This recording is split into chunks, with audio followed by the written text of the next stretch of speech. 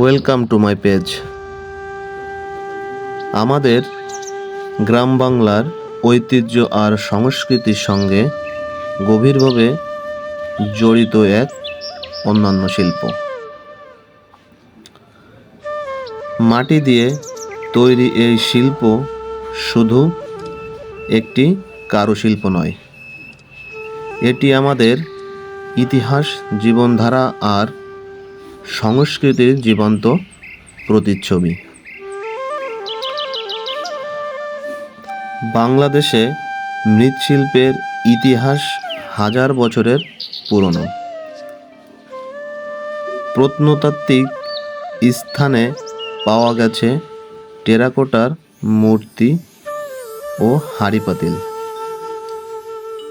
যা প্রমাণ করে প্রাচীন বাংলায় মৃৎশিল্প কতটা উন্নত ছিল। একসময় এটি ছিল প্রতিটি পরিবারের প্রয়োজনীয় জিনিসপত্র তৈরির প্রধান মাধ্যম। এই শিল্পের নেপথ্যে আছেন মৃৎশিল্পীরা। তাদের হাতের ছোঁয়ায় নিষ্প্রাণ মাটি হয়ে ওঠে জীবন্ত।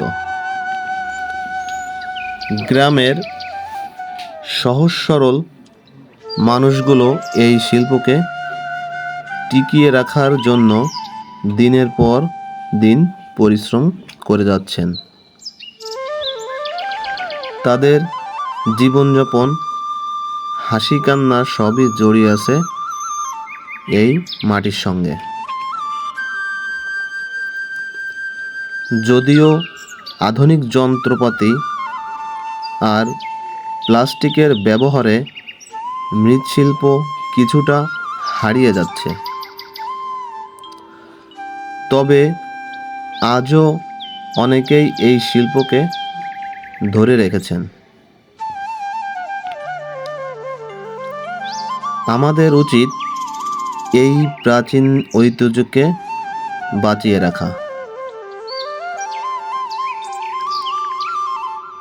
মৃৎশিল্প শুধু অতীতের নয়, বরং ভবিষ্যতের দিকেও যেতে পারে যদি আমরা সবাই এটিকে ভালোবাসি, সমর্থন করি।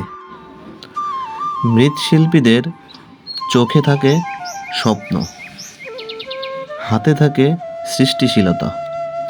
তারা নিঃশব্দে কাজ করে যান, দিনের পর দিন, বছরের পর বছর। অনেকে হয়তো তাদের নাম জানে না, কিন্তু তাদের হাতে তৈরি হাঁড়ি পাতিল, প্রদীপ কিংবা মূর্তি সবাই ব্যবহার করে। মাটি দিয়ে গড়া এই শিল্প আমাদের মাটির টান, আমাদের শেকড়। এই শিল্প বাঁচানো মানে আমাদের ইতিহাস, সংস্কৃতি আর ঐতিহ্যকে টিকিয়ে রাখা। আসুন আমরা সবাই মৃৎশিল্পকে ভালোবাসি, সুরক্ষা দিই আর গর্ব করে বলি, এই আমাদের বাংলার মাটির গর্ব। যাই হোক বন্ধুরা, দেখা হবে পরবর্তী নতুন কোনো ভিডিওতে। ভিডিওটি ভালো লাগলে শেয়ার এবং ফলো দিতে ভুলবেন না। ধন্যবাদ সকলকে।